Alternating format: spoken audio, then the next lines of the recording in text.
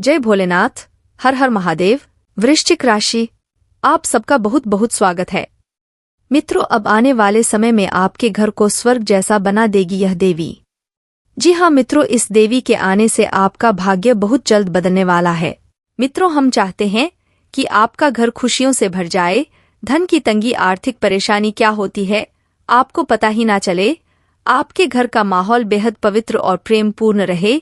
इसके लिए हम लगातार मेहनत करते हैं और आपको रोज एक ज्ञानवर्धक वीडियो उपलब्ध कराते हैं। इसके लिए हम आपसे बस इतना चाहते हैं कि आप हमारे हर एक वीडियो को पूरा देखा करें, क्योंकि हमारे वीडियो में केवल और केवल आपके लिए जीवन उपयोगी बातें होती हैं और ज्ञान होता है। जी हाँ दोस्तों, हम काफी लंबे समय से आपकी राशि को देखे चले आ रहे हैं और हम जानते हैं कि आपके जीवन में संघर्ष एक लंबे समय से चला आ रहा है। पैसे की परेशानी और रिश्ते नाते में उथल पुथल ने आपको परेशान कर रखा है। उनके समाधान के लिए आप तरह तरह के प्रयास भी करते आ रहे हैं, लेकिन अब तक आपको उचित लाभ प्राप्त नहीं हो पाया है। लेकिन दोस्तों, हम आपको जो भी उपाय बताते हैं वह कारगर होते हैं और हजारों लोगों पर ऐसे उपायों का प्रभाव पहले ही देखा जा चुका है, तो यह उपाय आपके ऊपर भी निश्चित कार्य करेंगे।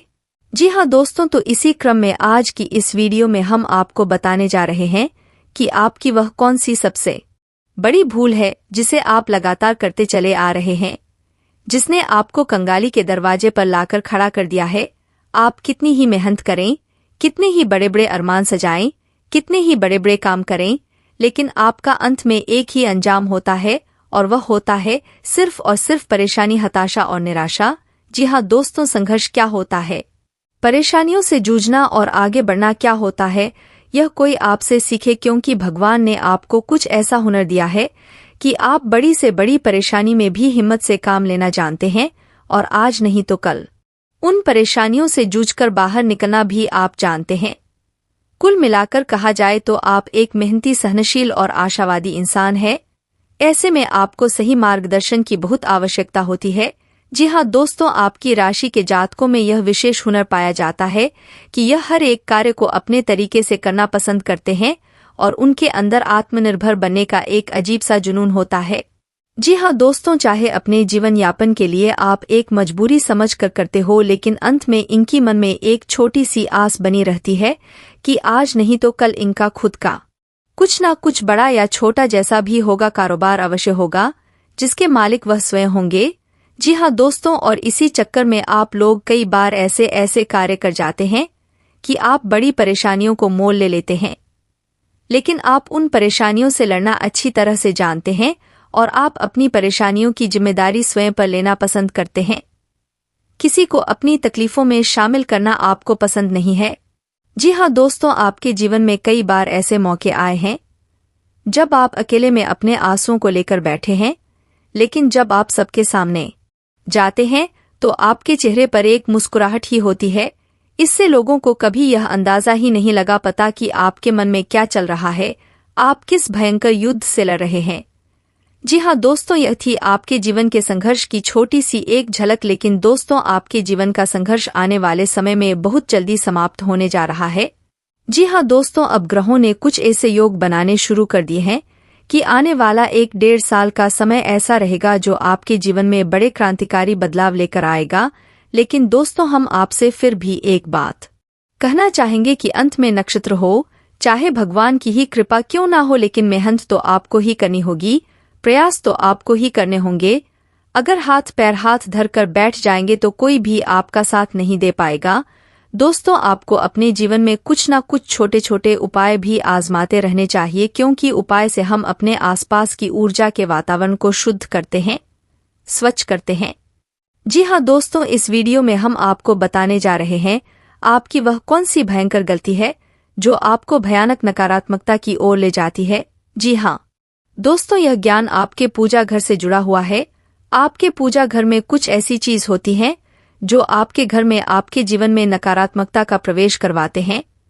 इनके हमारे पूजा घर में होने से हर प्रकार से हमारे आसपास नकारात्मक वातावरण बन जाता है। खास तौर से हमारे घर का वातावरण बहुत ही अशुद्ध हो जाता है। यह नकारात्मकता इस हद तक बढ़ जाती है कि आपस में झगड़ा होने लगते हैं, लोगों में आपसी प्रेम कम होने लगता है और सबसे बड़ी बात यह है कि घर में हमेशा हमेशा के लिए आर्थिक तंगी यह यूं कहीं की दरिद्रता का वास हो जाता है। तो ऐसे में आपके लिए यह जानना बेहद आवश्यक है कि कौन सी है वह चीज है जो आपके पूजा घर में किसी भी हालत में होनी नहीं चाहिए। यदि आपके पूजा घर में भी है तो आपको उन्हें निश्चित ही निकाल कर बाहर कर देना चाहिए। अपने घर में भी उन चीजों को आपको नहीं रखना चाहिए। जी हाँ दोस्तों, तो आज के इस वीडियो की शुरुआत करते हैं, लेकिन इससे पहले आपसे एक निवेदन है कि कमेंट में पूरे भक्ति भाव के साथ जय मां भद्रकाली लिखना ना भूले। माता आपका कल्याण करेंगी, आपका उद्धार होगा। तो चलिए दोस्तों वीडियो की शुरुआत करते हैं। दोस्तों, हम जाने अनजाने अपने जीवन में कुछ चीज ऐसी अपने पास रख लेते हैं जिनकी नकारात्मकता हमें लगातार परेशान करती रहती है। फिर हम बैठकर यह सोचते हैं कि हमारे कार्य तो बहुत अच्छे हैं, मेहनत भी लगातार कर रहे हैं, लेकिन अब ऐसा क्या हो गया कि हमारी तरक्की रुक गई है, पैसे की आवक कम होती जा रही है और आपस में झगड़ा और मेलजोल भी काम होता जा रहा है। आखिर इस बात का कारण क्या है? लेकिन हम कितना भी इस विषय पर विचार कर लें, लेकिन हमारा ध्यान उन चीजों की ओर जा ही नहीं सकता है, क्योंकि यह हमारी ऐसी गलतियां हैं जो हमें कभी दिखाई नहीं देती है और कभी कभी हमारी अज्ञानता भी इसका कारण बनती है। इसलिए दोस्तों, हमारा आपसे बस यही कहना है कि आप इस वीडियो को पूरा देखिए, आपको अद्भुत ज्ञान प्राप्त होगा। जी हाँ दोस्तों, तो सबसे पहले हम बात करेंगे कि आपके पूजा घर में कौन सी वह चीज है जो लगातार आपके जीवन में नकारात्मकता का प्रवेश करवा रही है और आपकी तरक्की में, आपकी उन्नति में बाधा का काम कर रही है। जी हाँ दोस्तों, और इसमें से आखिरी की दो चीज तो ऐसी है जो लगभग हर एक इंसान के पूजा घर में निश्चित ही होती है, लेकिन हम आपको बता दें कि शास्त्रों में इन चीजों को अपने पूजा घर में रखना, भगवान के समीप रखना बिल्कुल ही मना है। अपने पूजा घर में किसी भी कीमत पर नहीं रखना चाहिए। आप घर में ही कहीं और रखें, लेकिन पूजा घर में न रखें। तो वीडियो को ध्यान से देखें और सभी बातों को ध्यान से समझने का प्रयास करें। दोस्तों, सबसे पहले चीज जो हमारी पूजा घर में होती है और हमारे जीवन में नकारात्मकता का प्रवेश करवाती है, वह होती है किसी भी देवी या देवता की मूर्ति या फोटो विषम संख्या में होना। जी हाँ दोस्तों, ऐसा अक्सर होता है कि हमारे पूजा घर में किसी एक देवी देवता की मूर्ति या फोटो विषम संख्या में पाई जाती है। जैसे कि हम भगवान भोलेनाथ की यदि पूजा करते हैं तो उनसे हम बहुत प्रेम भी करने लगते हैं। फिर उनसे प्रेम की अधिकता के कारण हम अपने पूजा घर में उनकी कभी कभी 3 फोटो 5 फोटो इस प्रकार से रख लेते हैं, और शास्त्रों में भी इसका निषेध है। दोस्तों, यदि आपको अपने पूजा घर में किसी देवी या देवता की मूर्ति या फोटो रखनी है तो आप एक ही मूर्ति या फिर फोटो रखें। और दोस्तों, मूर्ति रखने का भी विशेष विधान होता है कि हम किसी भी आकार की मूर्ति नहीं रखते हैं। मूर्ति धातु की होनी चाहिए, 4 अंगुल से छोटी होनी चाहिए और अंदर से ठोस होनी चाहिए, तभी वह मूर्ति पूजनीय होती है। यदि हम खोखले मूर्ति की पूजा करते हैं तो बेहद अनिष्ट कार्य है। देवताओं की पूजा होने की बजाय हमें उनकी बुरी दृष्टि का सामना करना पड़ता है। जी हाँ दोस्तों, अब दूसरी चीज जो आपके पूजा घर में किसी भी कीमत में नहीं होनी चाहिए, अगर होनी चाहिए तो उसका स्वरूप अलग होना चाहिए, और वह है हनुमान जी की खड़ी आकार की मूर्ति। यानी कि जिस मूर्ति में हनुमान जी खड़े हैं वह मूर्ति आपको अपने पूजा घर में रखनी नहीं चाहिए। हनुमान जी यदि बैठे हैं वह मूर्ति बहुत ही शुभ मानी जाती है, और इससे बेहतर आप सीधा राम दरबार की मूर्ति अपने पूजा घर में रखें जिसमें हनुमान जी बैठे हुए हैं, प्रभु श्री राम के चरणों में उनसे आशीर्वाद ले रहे हैं। और यदि आप ऐसी मूर्ति अपने पूजा घर में रखेंगे या फिर आप ऐसा फोटो भी अपने पूजा घर में रख सकते हैं तो प्रभु श्री राम की भी कृपा आपको प्राप्त होती है। साथ ही साथ हनुमान जी भी आपसे बहुत प्रसन्न होते हैं। जी हाँ दोस्तों, अब वह चीज जो कि अक्सर हर एक इंसान के पूजा घर में पाई जाती है लेकिन इस रूप में नहीं होनी चाहिए, और वह है चावल। दोस्तों, शास्त्रों में चावल को अक्षत कहा गया है और पूजा पाठ में बेहद शुभ माना गया है। ऐसे में यदि चावल आपके पूजा घर में है तो कोई समस्या नहीं, लेकिन यदि चावल टूटे फूटे हैं तो यह बेहद नाशकारी है।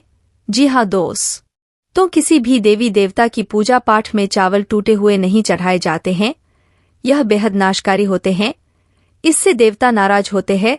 तो आपको चावल अपने पूजा घर में यदि रखना है तो आप देख लें कि चावल टूटे फूटे न हो, संपूर्ण आकर के चावल ही अपनी पूजा घर में रखें, और चावल की जो डिब्बी आप अपने पूजा घर में रखें उसे पूजा घर के बजाय दूसरे किसी अलमारी में रख ले तो ज्यादा बेहतर होगा।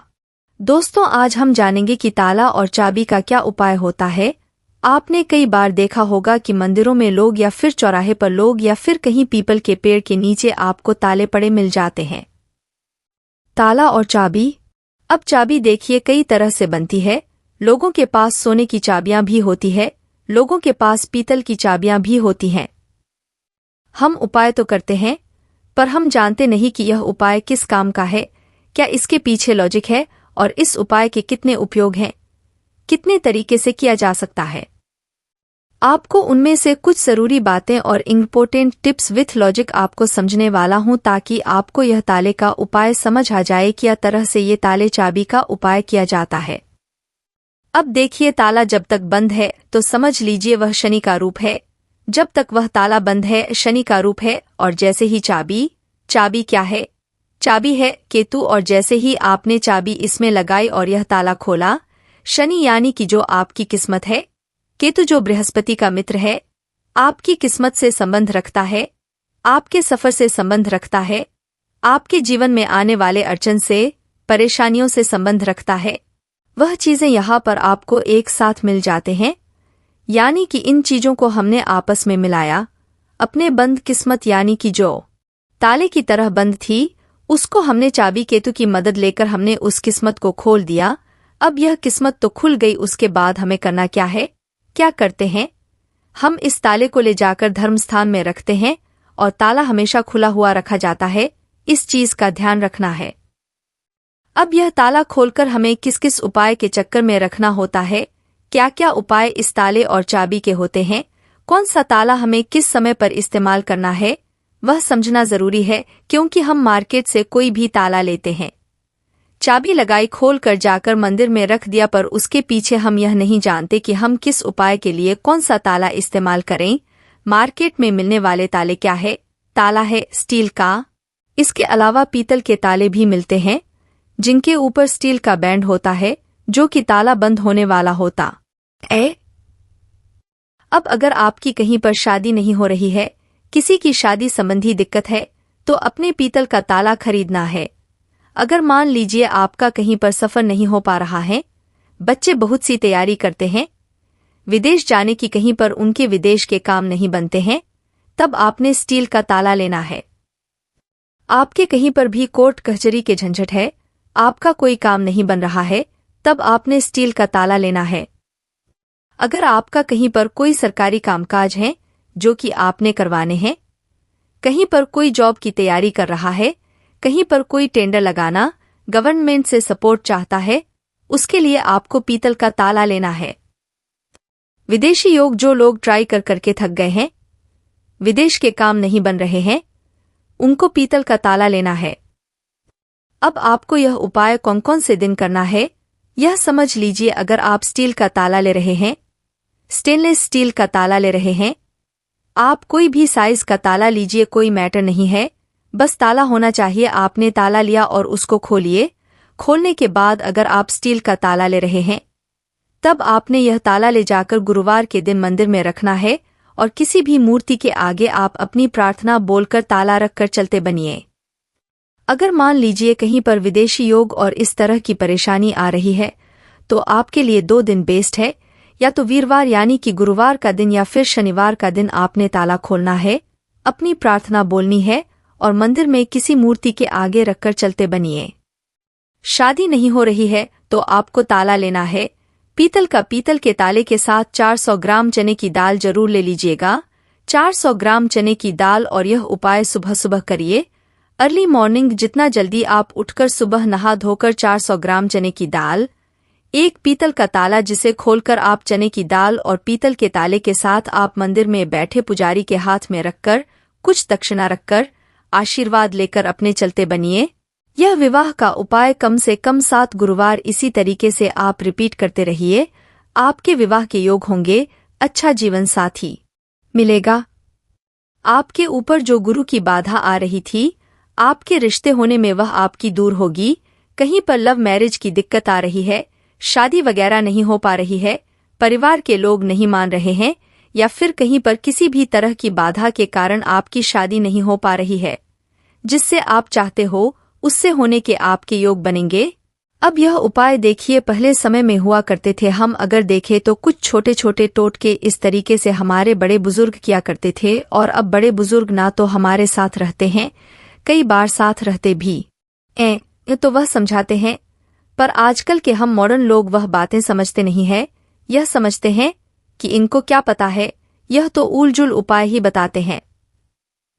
कुछ ना कुछ तो बात हुआ करती थी उन उपायों में। आजकल के टाइम में हम उन उपायों को छोड़कर बड़े बड़े उपाय के चक्कर में पड़ चुके हैं और उपाय हो नहीं पाते हैं, क्योंकि वह पूरा प्रॉपर सीरीज और प्रॉपर विधि से उपाय नहीं हो पाता है। कुछ उपाय इतने सिंपल और छोटे होते हैं जो कि आप कर दें तो आपकी किस्मत में आ रहे रोड़े हटकर आपका रास्ता साफ हो जाता है और आपके बिगड़े हुए काम बनने शुरू हो जाते हैं।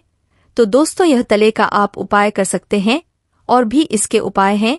तले का कई बार चौराहे पर लोग फेंकते हैं, तो चौराहे पर बिल्कुल मत फेंकिए, आप ताले को धर्म स्थान में ही दीजिए।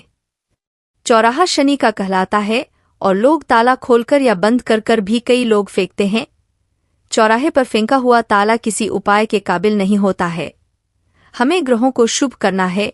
शुभ करने के लिए किसी ग्रह से संबंधित चीज को अगर हम धर्म स्थान में पहुंचाते हैं तो वह अच्छी होती है और शुभ होती है। उसके नेगेटिव प्रभाव दूर होते हैं और पॉजिटिव प्रभाव जो हमको लेने होते हैं वह बढ़ते हैं। एग्जाम्पल के तौर पर समझिए कि अगर मान लीजिए किसी को सांप ने काट लिया, तो जैसे कहते हैं जहर को मारने की दवा भी जहर होती है।